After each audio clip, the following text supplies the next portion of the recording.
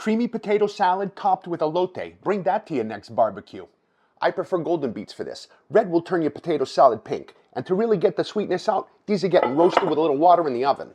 It's hatch chili season. If it wasn't, I'd use Anaheims or Poblanos. But these need to get roasted first. You could char them on the grill, a gas stove, or in our case, a toaster oven. Thin-skinned red potatoes. Always in cold water to start. You don't even need to peel them. You can use white potatoes, Yukon Golds. What you don't want to use is russets. You don't need to salt the water. Just turn it on and bring it to a boil. Smells good in here. Easiest if you put those peppers somewhere to steam, like in a bowl covered with plastic. That'll make it easier for these to peel. We're not actually bringing this to a rolling boil. We're going to turn it down and let it cook gently. No one likes waterlogged potato salad. I can tell those potatoes are half cooked, not fully cooked. Perfect time for some eggs to hitch a ride. That steam bath loosened the skins. Now it's real easy to peel.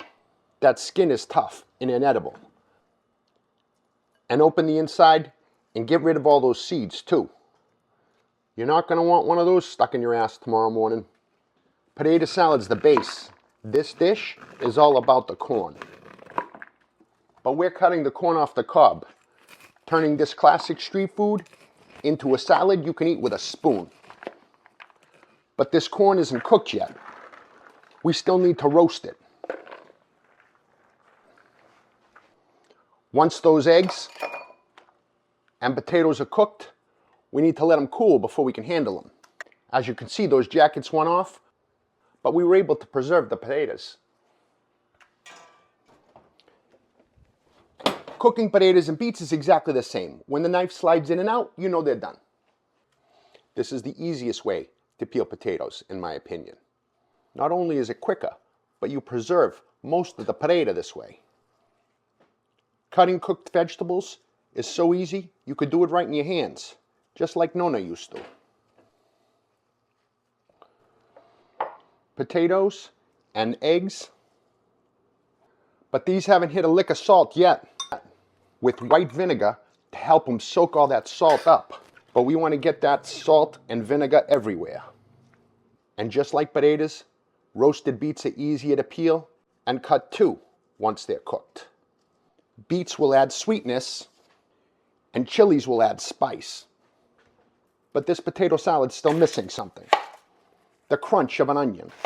It's the crunch and sweetness that you want from this variety. Crunchy onions, mayo, and sour cream make up the base of this potato salad. That's going to make the perfect base for that sweet corn. The key to making this great is roasting that corn under the broiler just before you serve it. Unlike regular potato salad, you don't want to serve this in a bowl. You want to serve it flat. Or you could do individual cups. That's the way I like to do them for a crowd. For the best result, you're going to want to roast your corn on several different sheet pans. And make sure you hit the corn everywhere. And those clear cups look pretty like that. Of course, you can't call it street corn until you hit it with that salty Cotija. I like to be real generous with it.